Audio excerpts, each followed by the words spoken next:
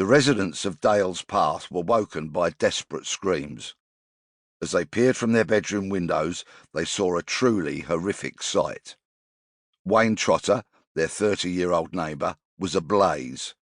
He was frantically trying to summon help as his flesh, hair and clothing burned. Some people bravely came to his aid. One applied a wet towel, while another doused him with saucepans of water. Someone ran to Wayne's nearby home to tell his wife Anne what was happening. She rushed to her husband while the bearer of the bad news stayed to babysit the Trotter's 3-year-old child. He was asleep and oblivious to the horror that had befallen his dad.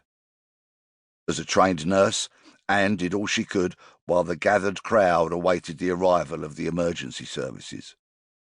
Wayne was heard to say, "They threw something at me. I was blinded. I am in a lot of pain. I am hurting." An ambulance rushed him to Barnet General Hospital, but the nature and severity of his wounds were such that he was soon transferred to a specialist burns unit at the Chelsea and Westminster Hospital. Despite their best efforts to save him, Wayne died 12 hours later.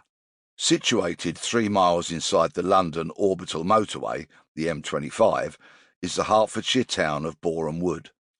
It was here that I started looking into the cases that make up this audiobook. Boreham Wood is an unremarkable town that reminded me of Bexley Heath, the town in which I was brought up. It has a high street with a mix of shops, nationally known retailers, independent traders, charity shops, and the all-too-familiar supermarket. The town has a population of 30,000 people living in 12,000 households. These are a mixture of privately owned, rented, and local authority housing. My first port of call was the office of a local newspaper. I wanted to see if I could find out any useful information about Wayne that they might have, but which they had not been able to publish. Newspapers are often prevented from publishing details for legal reasons, and are sometimes asked to withhold information by the police. I was greeted with tea and enthusiasm by a delightful young female reporter who was learning her trade before perhaps moving on to greater journalistic heights. Her older, more experienced and somewhat staid editor soon joined us. They were very keen to find out what I was proposing to do and what I hoped to achieve. They filled me in on everything they knew, and for the first time I realised the incredibly strong desire of local people to see this crime solved.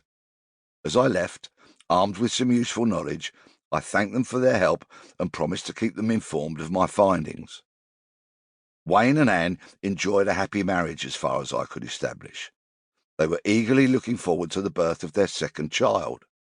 Anne was 6 months pregnant when, in the early hours of Thursday the 5th of December 2002, Wayne was making his way home from work as usual. He had just finished a late shift at the Renalit Plastics factory in Cricklewood, northwest London, where he was employed as a team leader. He had worked there for many years, as did his father Bill. Wayne left the factory shortly after 11 p.m. and took a Thameslink train from Hendon to Boreham Wood and Elstree station. He then caught a bus to take him the 10-minute journey to where Barnet Lane meets Furze Hill Road. After getting off, he walked into the farrier's estate where he lived. By now it was about 12:30 a.m. It is believed that he then walked along Farrier's Way, a road that leads into the centre of the estate, and towards the Farrier's Estate Community Centre. At or near to the centre he was attacked, doused with petrol and set alight. As news of this horrific attack spread, a sense of shock and revulsion was felt by the residents of the estate and the police alike. Detective Superintendent Steve Reed of the Hertfordshire Constabulary, who was tasked with leading the inquiry, said, "This was an appalling and ferocious attack on a local family man, and it appears completely motiveless." He continued, "This is the most violent random attack that I have ever seen, and whoever was responsible for it must be brought to justice at all costs." He urged anyone with information to come forward. The unusual nature of this killing ensured national publicity. Reporters descended upon the area in their droves, including television film crews.